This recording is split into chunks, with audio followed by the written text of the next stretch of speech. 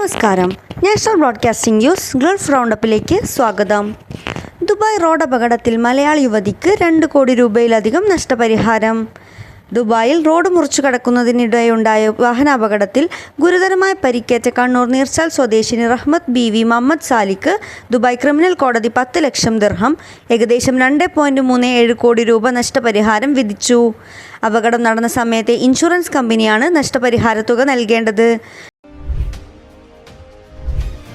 ഒമാനിൽ കനത്ത മഴയ്ക്ക് സാധ്യത.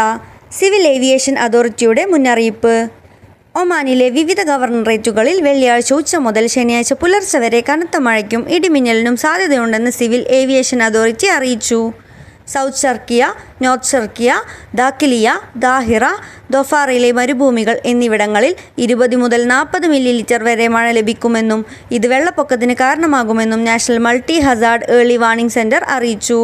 മണിക്കൂറിൽ 15 മുതൽ 45 നോട്ട് 28 to 83 കിലോമീറ്റർ വേഗതയിൽ ശക്തമായ കാറ്റും അറബിക്കടൽ തീരത്ത് 3 മീറ്റർ വരെ ഉയരത്തിൽ തിരമാലകൾക്കും സാധ്യതയുണ്ട്.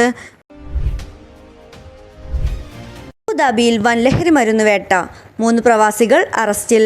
അബുദാബിയിൽ 377 കിലോ ക്രിസ്റ്റൽ മെത്ത് പിടികൂടി.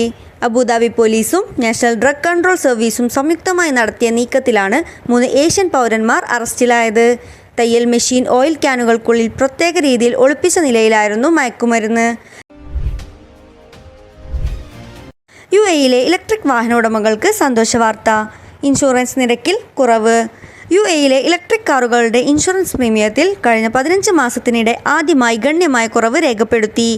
ഇൻഷുറൻസ് മാർക്കറ്റ് AEയുടെ കണക്കനുസരിച്ച് കഴിഞ്ഞ വർഷത്തെ അപേക്ഷിച്ച് ഈ വർഷം 9.5% വരെ കുറഞ്ഞ തുകയിലാണ് ഇൻഷുറൻസ് പുതുക്കുന്നത്.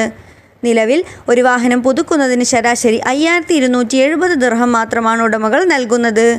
ഇൻഷുറൻസ് കമ്പനികൾക്ക് ഇലക്ട്രിക് വാഹനങ്ങളുമായി ബന്ധപ്പെട്ട അപകട സാധ്യതകളെക്കുറിച്ച് കൂടുതൽ വ്യക്തമായ ധാരണ ലഭിച്ചതാണ് നിരക്കുകൾ കുറയാൻ പ്രധാന കാരണം. ഉയർന്ന ഇൻഷുറൻസ് നിരക്കുകൾ കാരണം ഉപഭോക്താക്കൾക്കിടയിലുണ്ടായിരുന്ന ആശങ്കകൾക്ക് ഇത് വലിയൊരളവിൽ പരിഹാരമായിട്ടുണ്ട്.